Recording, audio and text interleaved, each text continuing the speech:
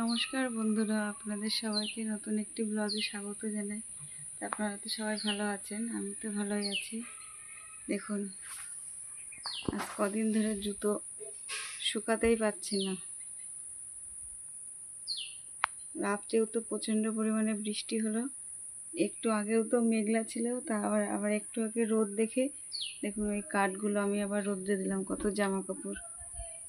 এখন তো বাজে প্রায় 1:30 বেজে গেছে। ছেলেতে স্কুলে, আমি একাই, আমার বাড়িতে আমি এখন একাই আছি। দেখুন কত সুন্দর হাওয়া বইছে। আর রান্না বান্না তো আমার কমপ্লিট, কিন্তু এই রোদ দেখে যে কাঠগুলো নাড়লাম, এখন আমার কি অবস্থা হবে না কি জানি। কালকে যেমন যেই খেতে বসেছি সেই বৃষ্টি আসলো, আমার তখন খাওয়া ছেড়ে উঠে জামা কাপড় তুলতে হলো। দেখুন ভাত, আজকে একদমই বেশি রান্না হয়নি, আমি আর ছেলে তো।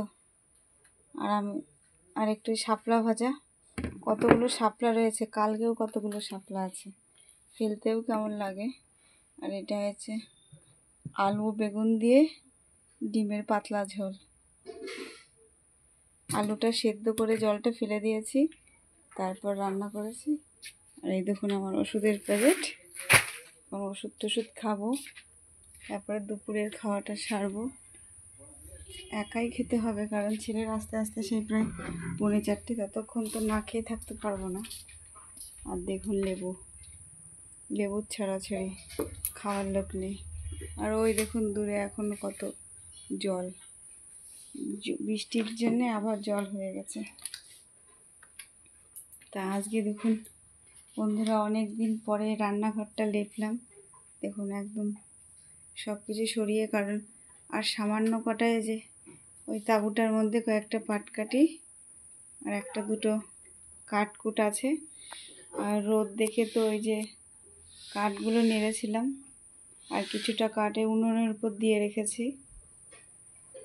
এগুলোই শুকনো হলে আর 1-2 দিন জ্বালানো যাবে, কারণ পাটকাঠিগুলো শেষ হয়ে গেলে আর উনুনটা ধরাবো কি দিয়ে, সে জিনিসটা আমার নেই।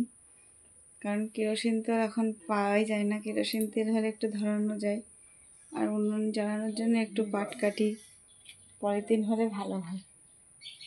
আজকে উনুনটা আমি ঠিক অনেক, আর এই বেগুন যে রান্না করেছি, একটুখানি বেগুন ভাবলাম অতটা দেবো কি, ছেলে তো বেগুন টেগুন খাবে না, আমারও তো বেশি খাওয়া যায় না। তাই বেগুন আর আলু দেখুন ব্যাগের মধ্যে রাখতে হয়, ব্যাগের করে রেখে যদি আমি রান্নাঘরেও ঝুলিয়ে রাখি, তাও যেন কিসে ঢুকে খেয়ে নেয়, বোধহয় আরশোলা। এত পরিমাণে আরশোলা হয়েছে আর কি বলবো। তো এখন তো আমার রান্নাবান্না কমপ্লিট, এখন আমি খাওয়া দাওয়া করবো, আগে ওষুধটা খেয়ে নেবো। তো বন্ধুরা, আপনাদের যদি আমার ভিডিওটা ভালো লাগে প্লিজ লাইক করবেন, কমেন্ট করবেন, শেয়ার করে দেবেন, আর আমার পাশে থাকবেন। দেখা হবে নেক্সট ব্লগে।